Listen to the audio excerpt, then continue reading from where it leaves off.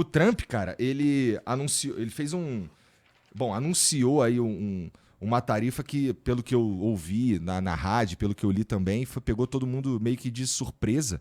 E aí a gente está agora vivendo, eu não sei se é especulação, se as razões são especulativas e tudo mais, mas tem o lance do Brasil, do BRICS, de uma forma geral.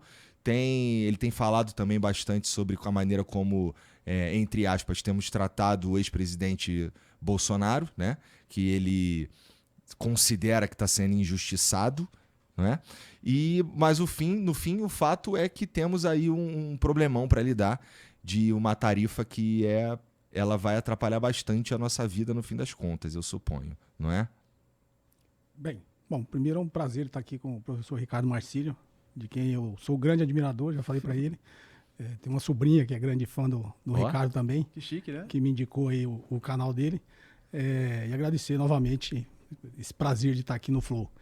Na realidade, assim, não sei se a gente leva muito a sério, né, num primeiro momento, porque esse apelido que o Trump teve lá nos Estados Unidos, o taco, né, que é o Trump sempre arrega.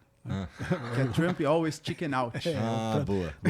Traduzindo o popular, é o Trump sempre arrega.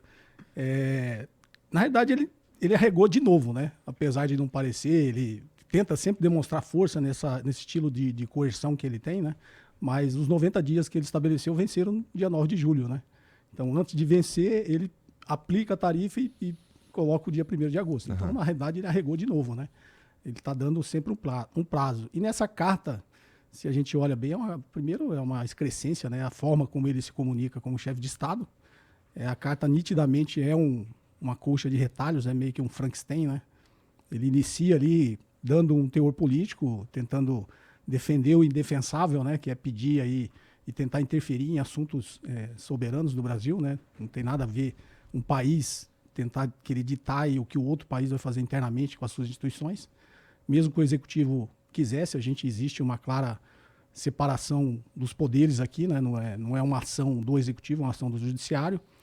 Mas ele começa a carta citando, né, a questão do Bolsonaro.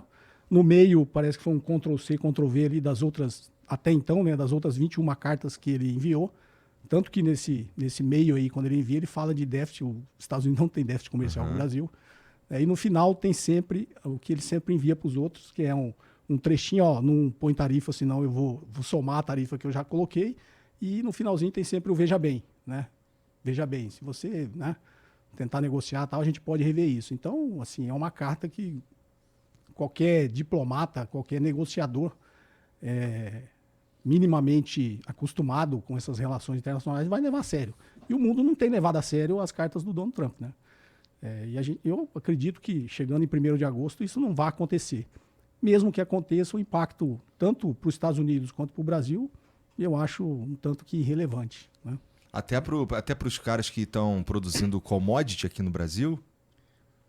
Então, só sobre a carta ainda, né? Que eu acho que são... Por que o Trump ele fez essa carta? Eu acho que são alguns motivos principais. Porque talvez o principal motivo ele não tenha colocado na carta, que é a aproximação que o Brasil tem com os BRICS.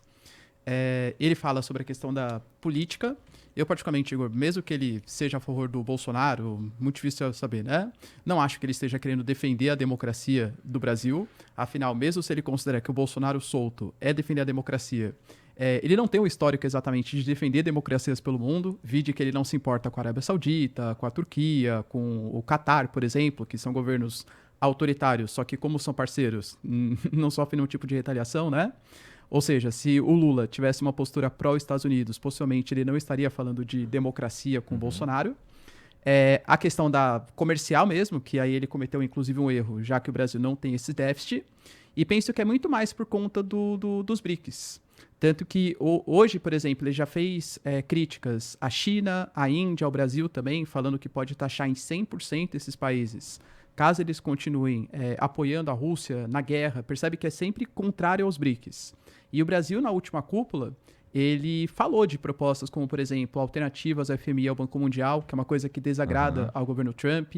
Ele falou assim, para mim não faz sentido, por exemplo, eu vou negociar com a Argentina, eu tenho que converter o real em dólar, negociar em dólar para eles converterem. Vou fazer com moedas locais. Então, meio que tentando tirar o dólar como moeda de trocas internacionais. Então, na minha visão, foi muito mais para deixar quase que um recado para outros países. Também não acho que vá permanecer até o dia 1º de agosto. O Trump muito possivelmente vai voltar atrás.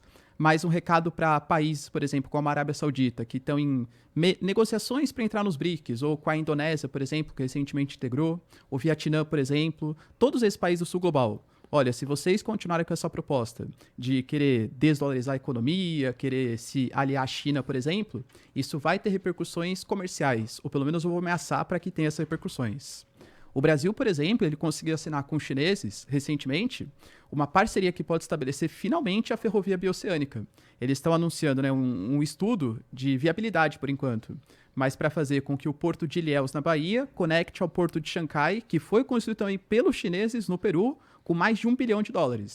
E aí, é difícil falar que o Brasil ele vai se afastar dos investimentos chineses, sendo que os chineses vêm aqui com investimentos em infraestrutura que podem potencializar muito as nossas barreiras, né, comerciais. Entendi. Bom, então a análise que eu tinha escutado sobre o grande problema ser a nossa ligação, seus BRICS, no fim, que tem que mudar esse nome, né? Porque agora tem... BRICS mais. BRICS mais agora que a gente chama. Que tem a ver com esse... Eu ouvi também essa parada do dólar. Cara, os caras estão querendo usar outra moeda que não seja o dólar e tudo mais. Mas se a gente fosse...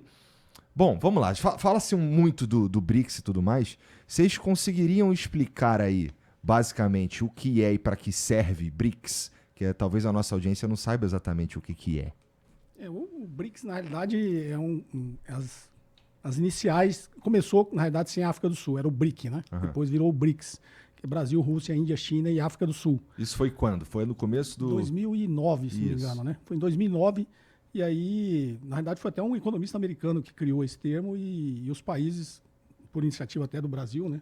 Que decidiu realmente entrar em cooperação entre esses países e acabou se tornando um bloco, digamos, no início já com a intenção contra-hegemônica, né? Contra o sistema hegemônico mundial, que era essa ordem unipolar comandada pelos Estados Unidos, né? Desde o princípio, primeiro os americanos não levaram muito a sério. Até a posse do Trump, você via que ele não sabia, não entendia direito ainda o que era o BRICS. Mas na posse do Trump, na cabeça dele, e ele falou pela primeira vez sobre o BRICS, já ameaçando o BRICS por ele já ter uma intenção, ter o novo Banco de Desenvolvimento, que é conhecido como Banco do BRICS, a intenção de não utilizar o dólar nas suas transações internacionais. Isso para os Estados Unidos vai ser fatal, porque o que mantém a hegemonia americana ainda é a hegemonia do dólar, que lhe confere um poder que foi chamado como um privilégio exorbitante, né?